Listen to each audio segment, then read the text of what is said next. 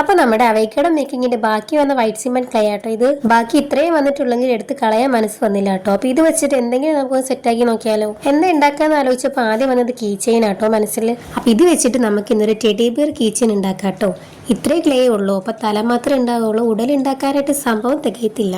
അപ്പോൾ തലെങ്കിൽ തല എന്തായാലും നമുക്കൊന്ന് അടിപൊളിയായിട്ട് സെറ്റാക്കി നോക്കാം. ബാക്കി വന്നത് എടുത്ത് കളയാൻ മനസ്സ് വരുന്നില്ല. ആദ്യം ഇതിനൊരു ബോളാക്കിയിട്ട് ഒന്ന് വെച്ചിട്ട് ജസ്റ്റ് ഒന്ന് പരത്തി കൊടുക്കുക.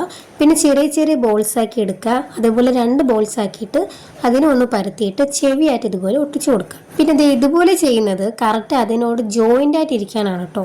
അപ്പോൾ ഇത്രയേ ഉള്ളൂ. ഇതിന് നമ്മൾ ഇതുപോലെ ഒന്ന് വിരൽ വെച്ചിട്ട് മിനുക്ക് പണി ചെയ്ത് കൊടുത്താൽ നല്ല ഫിനിഷിംഗിൽ സാധനം കയ്യിൽ കിട്ടും.